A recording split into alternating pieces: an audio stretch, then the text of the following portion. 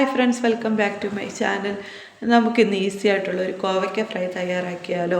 ഞാനിതിൻ്റെ ഷോർട്സ് ഇട്ടിട്ടുണ്ടായിരുന്നു എൻ്റെ യൂട്യൂബ് ചാനലിൽ. അപ്പോൾ അതിനായിട്ട് കുറച്ച് കോവയ്ക്ക ഞാനിതാ കഴുകി വൃത്തിയാക്കി എടുത്തിട്ടുണ്ട്. ഇനി ഇതിനെ 4ആയിട്ട് ഞാൻ കട്ട് ചെയ്തെടുത്തിട്ടുണ്ട് കേട്ടോ. നെടുകെ പിളർന്നെടുത്തിട്ടുണ്ട്. അതിലേക്ക് ആവശ്യമായിട്ടുള്ള മസാല തയ്യാറാക്കുക. അതിനായിട്ട് 1/4 ടീസ്പൂൺ മഞ്ഞൾപ്പൊടി എടുക്കുന്നുണ്ട്. പിന്നെ അതേപോലെ തന്നെ 1 ടേബിൾ സ്പൂൺ നമ്മുടെ കാശ്മീരി ചില്ലി പൗഡറാണ് കേട്ടോ എടുക്കുന്നത്. കാശ്മീരി ചില്ലി പൗഡർ എടുക്കുമ്പോൾ നമ്മുടെ ഫ്രൈക്ക് നല്ലൊരു കളറും കിട്ടും, ആവശ്യത്തിനുള്ള എരിവും കിട്ടും കേട്ടോ. നിങ്ങൾ നാടൻ മുളക് പൊടിയാണ് ഉപയോഗിക്കുന്നതെങ്കിലും കുഴപ്പമില്ല, അത് ഉപയോഗിക്കാം കേട്ടോ. അതാണെങ്കിൽ നമുക്കൊരു 1/2 ടേബിൾ സ്പൂൺ മതിയാകും, അല്ലെങ്കിൽ നല്ല എരിവായിരിക്കും കേട്ടോ. ഇനി ആവശ്യത്തിനുള്ള ഉപ്പ് കൂടി ചേർത്ത് കൊടുക്കാം.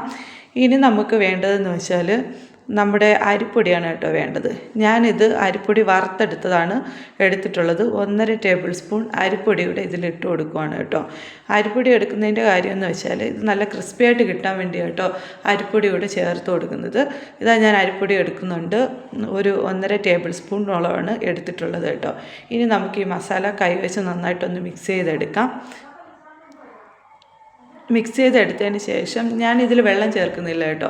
കാര്യം കോവയ്ക്കയിൽ അത്യാവശ്യം വെള്ളം നനവുണ്ട്, അപ്പോൾ എക്സ്ട്രാ ഒരു വെള്ളം ഒഴിക്കേണ്ട ആവശ്യം വരുന്നില്ല. അപ്പോൾ ഇതാ ഞാൻ മസാല നല്ലതായിട്ട് മിക്സ് ചെയ്തതിന് ശേഷം കോവയ്ക്കയും മസാലയും കൂടെ നന്നായിട്ട് നമുക്ക് തിരുമ്മി പിടിപ്പിച്ചെടുക്കാം കേട്ടോ.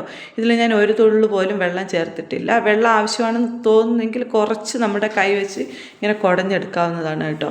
ഇപ്പോൾ മസാല നന്നായിട്ട് ഞാനിത് യോജിപ്പിച്ചെടുക്കുകയാണ് കോവയ്ക്കയായിട്ട്. ഇനി ഇത് നമുക്കൊരു 15 മിനിറ്റ് റെസ്റ്റ് ചെയ്യാൻ വെക്കണം കേട്ടോ. റെസ്റ്റ് ചെയ്യാൻ വെച്ചതിന് ശേഷമാണ് ബാക്കിയുള്ള പരിപാടി. ഇതാ മസാല എല്ലാം തിരുവി പിടിപ്പിച്ച് ഞാനിതാ റെസ്റ്റ് ചെയ്യാൻ വെച്ചിട്ടുണ്ട് കേട്ടോ. ഇനി ഒരു 1/4 മണിക്കൂറിന് ശേഷം നമുക്കൊരു പാൻ അടുപ്പത്ത് വെച്ച് ചൂടാക്കി 2 ടേബിൾ സ്പൂൺ വെളിച്ചെണ്ണ ഒഴിച്ച് ഈ കോവയ്ക്കയെല്ലാം നമുക്ക് ഫ്രൈ ചെയ്തെടുക്കാം. ഓരോന്നോരോന്നായിട്ട് ഇങ്ങനെ ഇട്ട് കൊടുത്തതിന് ശേഷം ഇതിൻ്റെ 2 സൈഡും നമുക്ക് നന്നായിട്ട് ഫ്രൈ ചെയ്തെടുക്കാം. ഒരു 10 മുതൽ 15 മിനിറ്റ് വരെ എണ്ണയിൽ കിടന്ന് ഇതേപോലെ നന്നായിട്ട് ഫ്രൈ ആയിട്ട് കിട്ടണം. അപ്പോൾ ഇതേപോലെ ഞാനിതെല്ലാം എണ്ണയിലേക്ക് ഇട്ട് കൊടുക്കുകയാണ് കേട്ടോ. ഇനി നമുക്കിത് നന്നായിട്ടൊന്ന് മറിച്ചും തിരിച്ചും ഇട്ട് ഇത് നന്നായിട്ട് 2 സൈഡും ഫ്രൈ ചെയ്തെടുക്കണം. കുറച്ച് കറിവേപ്പിലയും കൂടെ നമുക്ക് ചേർത്ത് കൊടുക്കാം. അതിനുശേഷം ഇത് നന്നായിട്ട് നമുക്ക് ഫ്രൈ ചെയ്തെടുക്കാവുന്നതാണ് കേട്ടോ. സൂപ്പർ ടേസ്റ്റാണ് കേട്ടോ. എല്ലാവരും ഇതൊന്ന് ട്രൈ ചെയ്ത് നോക്കണേ. എളുപ്പം ഉണ്ടാക്കിയെടുക്കാനും പറ്റും. പിന്നെ ഇതിൻ്റെ കൂടി ഇതിപ്പോൾ ഏകദേശം കുക്കായി വന്നിട്ടുണ്ട്. നിങ്ങൾക്ക് കണ്ടാൽ മനസ്സിലാവുന്നുണ്ടാവും എന്ന് വിചാരിക്കുന്നു. ഇതിലേക്ക് നമുക്ക് കുറച്ച് ചില്ലി ഫ്ലേക്സ് കൂടി ചേർത്ത് കൊടുക്കാം.